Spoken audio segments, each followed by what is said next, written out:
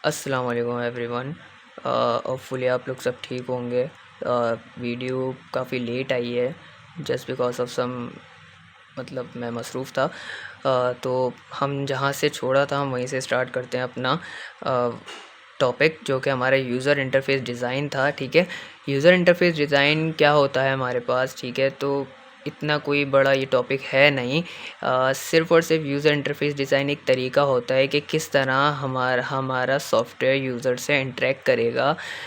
ठीक है, user interface design is a software for of front end applications. मतलब क्या इसमें क्या कहा जा रहा है कि फ्रंट एंड एप्लीकेशन के लिए यूज़ होता है, कि एक ज़रिया होता है कि हमारे पास एक सॉफ्टवेयर है। अब वो हमारा यूज़र उस सॉफ्टवेयर की तरफ गया, अब वो यूज़र और सॉफ्टवेयर एक दूसरे से कैसे इंटरेक्ट कर रहे हैं, मतलब हमारा सॉफ्टवेयर यूज़र को किस तरह ट्रीट कर रहा है कि वो हमारा सॉफ्टवेयर यूज़ करे। ठीक है, अब उसके लिए हमारे पास 4 चीज़ें होती हैं जो जिसके ज़रिए हम ये करते हैं कि हमारा यूज़र जो है हमारे सॉफ्टवेयर को यूज़ करे। उसके लिए 4 चीज़ें हमारे लिए इम्पॉर्टेंट हैं कि हमारा सॉफ्टवेयर अट्रैक्टिव होना चाहिए, सबसे पहली बात। सेकंड चीज़ क्या आ गई हमारे पास कि सिंपल टू यूज़ होना चाहिए, मतलब यूज़र को कोई डिफ़िकल्टी ना हो कि वो यार सॉफ्टवेयर को छोड़कर चला जाए या फिर उसको रिस्पॉन्स ना करे। ठीक है, थर्ड चीज़ क्या आ गई थी, रिस्पॉन्सिव इन शॉर्ट टाइम, मतलब वन क्लिक करे यूज़र और उसको उस जो चीज़ वो चाह रहा है उसको उसका रिस्पॉन्स जल्दी से जल्दी मिल जाए। फोर्थ चीज़ क्या आ गई कि अंडरस्टैंड, अब यूज़र को समझ में आना चाहिए हर चीज़ जो कि हमारे सॉफ्टवेयर के अंदर बनी हुई है, यूज़र के अंडरस्टैंडेबल होनी चाहिए, उसके दिमाग के अंदर सही तरह से बैठनी चाहिए। ठीक है, ये 4 टाइप्स तो हो गई, यूज़र इंटरफेस की सिंपल डेफिनेशन भी हो गई। अब आ जाते हैं कि हमारे पास टाइप्स क्या क्या होती हैं। 2 तरह के हमारे पास टाइप्स होती हैं कि कमांड लाइन इंटरफेस होती है एक, और एक होती है GUI। ठीक है, कमांड लाइन इंटरफेस क्या होती है हमारे पास कि हमारे यूज़र ने कोई भी कमांड प्रमोट किया, ठीक है, कोई भी कमांड डाल दिया हमारे सॉफ्टवेयर के अंदर, अब वो यूज़र जो है उसको वो कमांड याद रखना पड़ेगा। ठीक है, और उसका सिंटैक्स याद रखना पड़ेगा जो कि उसने अपने हमारे सॉफ्टवेयर के अंदर फीड किया था। ठीक है, तो कमांड लाइन इस तरह वर्क करता है। ठीक है, अब आ जाते हैं GUI पे। GUI बेसिकली अब हमने देखा है कि हमारे पास एडवांस्ड टेक्नोलॉजी है, हर चीज़ ग्राफिक्स पर डिपेंड कर रही है, तो इसका फुल फॉर्म भी ग्राफिकल यूज़र इंटरफेस ही है। हर चीज़ ग्राफिक्स पे काम कर रही है। मैंने अपना फ़ोन अनलॉक किया, उसके बाद मुझे व्हाट्सएप पे जाना है तो सिंपली आइकन बना हुआ होगा, पिक बनी हुई होगी, तो मैं पहली फुर्सत में समझ जाऊँगा कि हाँ यार ये व्हाट्सएप है, और अंदर उसके अंदर जो हमारे पास फ़ीचर्स हैं, डेटा है, वो टोटली ग्राफिक्स पर वर्क कर रही हैं। ठीक है, तो इसकी डेफिनेशन भी एक है, graphical user interface is the way which user connect और communicate with operating system using visual environment, मतलब विजुअल इन्वायरमेंट के ज़रिए हमारा यूज़र कनेक्ट करे। उसके बाद आ जाते हैं हम अपने नेक्स्ट टॉपिक पर, जिसका नाम है user interface design process.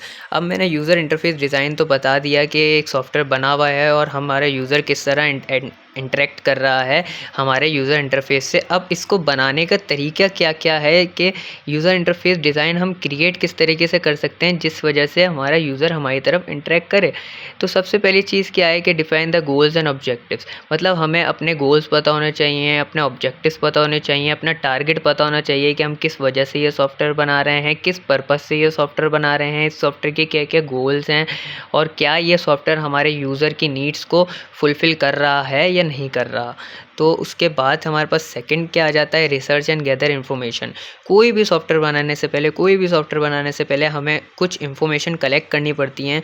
Industry से ले लो आप, या फिर आप कहीं और से ले लो, मार्केट से ले लो, आप सर्वेस कलेक्ट कर लो लोगों से, आप फीडबैक ले लो लोगों से, कि उसके बाद आप यूज़र के हिसाब से ही बनाओगे ना, तो उसके बाद आपको फीडबैक तो लेने पड़ेंगे। ठीक है, उसके बाद जाके आप रिसर्च आपकी कंप्लीट हो, उसके बाद आप सॉफ्टवेयर बनाना स्टार्ट करोगे। थर्ड क्या आ गया हमारे पास कि क्रिएट यूज़र पर्सनल। ठीक है, अब हमने देख ली ये 2 टाइप्स तो हमने देख ली। ठीक है, अब इसमें थर्ड क्या आ गया कि हमें एक दिमाग के अंदर एक इमेजिनेशन क्रिएट करनी पड़ेगी कि हमारा जो है यूज़र है वो किस तरह बिहेव करेगा हमारे सॉफ्टवेयर को देखकर। ठीक है, किस तरह बिहेव करेगा हमारे सॉफ्टवेयर को देखकर, उसके और हमारे सॉफ्टवेयर के बीच में ह्यूमन इंटरेक्शन क्या होगी वो देखनी होगी। ठीक है, उसके बाद क्या आ जाता है, plans the user flow and information architecture. अब उसके बाद हम कोई भी सॉफ्टवेयर बनाने से पहले उसका कोई फ्लो डायग्राम क्रिएट करते हैं, ठीक है। स्टेप बाय स्टेप उसके अंदर बताते हैं कि यार ये स्टेप ये कर रहा है सॉफ्टवेयर बनाने के लिए, ये स्टेप ये परफॉर्मेंस दे रहा है, ये स्टेप ये परफॉर्मेंस दे रहा है। तो सिंपली हम यहाँ पे ये स्टेप करेंगे, ठीक है। उसके बाद आ जाते हैं हम अपनी वायर फ्रेमिंग पे।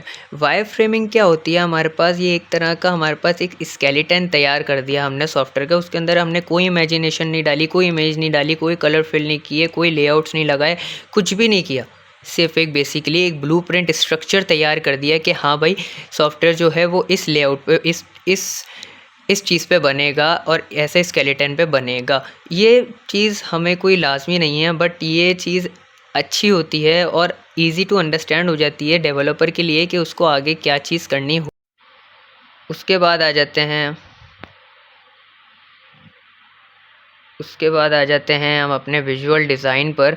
विजुअल डिज़ाइन क्या होता है हमारे पास, visual design once the wireframing is approved. मतलब कह रहा है कि एक दफ़ा वायर फ्रेमिंग हो गई उसके बाद आप अपनी स्टार्ट कर दो, डिज़ाइनिंग पे तवज्जो दो, उसके अंदर स्टाइल्स बनाओ, जो भी करना है। उसके बाद अपने जो भी पैलेट प्लेट्स बनानी है आपको, या लुक फॉरवर्ड करना है आपको, या फिर ओवरऑल फिर आपको पूरा स्ट्रक्चर देखना है, मॉकअप्स बनाने हैं। उसके बाद आपको फाइनल फॉर्म तैयार करना है, फिर आपको जो करना है आप करो। उसके बाद आप एक बिल्ड कर दो, 7 नंबर पर प्रोटोटाइप बिल्ड कर दो आप कि भाई इस तरह का हमारा सॉफ्टवेयर होगा, ठीक है। आप इसके अंदर स्पेशल टूल्स यूज़ हुए होंगे, ठीक है। आप यूज़र को सारी चीज़ें डिटेल्स में बताओगे। उसके बाद प्रोटोटाइप्स के अंदर जो भी आपको इम्प्रूवमेंट करनी होगी आप प्रोटोटाइप के हिसाब से उसमें इम्प्रूवमेंट करोगे, ठीक है। उसके बाद क्या आ जाता है हमारे पास, iterative and refined. It is based on user feedback. ये यूज़र के फीडबैक और टेस्टिंग के रिजल्ट पर बेस करती है ये वाली चीज़। तो खैर 9th वाले ऑप्शन पर आ जाते हैं, हैंड्स ऑफ एंड कोलैबोरेशन। एक दफ़ा आपने डिज़ाइन क्रिएट कर लिया, डिज़ाइन फाइनलाइज हो है कि आपको डिटेल्स प्रोवाइड कर देनी है इम्प्लीमेंटेशन फ़ेज़ के लिए, आगे दे देनी है इम्प्लीमेंटेशन फ़ेज़ के लिए अपने स्टेक होल्डर्स को, अपने आगे के डेवलपर्स को कि भाई मेरा टास्क को कंप्लीट हो गया, अब आगे आप लोग देख लो। अब इम्प्लीमेंटेशन आपको किस तरह करवानी है, आपको उनके साइड बाय साइड खड़े होकर इम्प्लीमेंटेशन देखनी है, डिज़ाइन देखना है कि आपका जो डेवलपिंग टू आपका जो सॉफ्टवेयर है वो फाइनल प्रोजेक्ट में कन्वर्ट हुआ या ट्रांसलेटेड हुआ या नहीं। तो आज की वीडियो में हम इतना ही देखेंगे, तो बाकी वीडियो हम नेक्स्ट टॉपिक जो हमारा होगा वो कपलिंग और कोहेशंस होगा। तो मिलेंगे अगली वीडियो में, तब तक के लिए अल्लाह हाफ़िज़।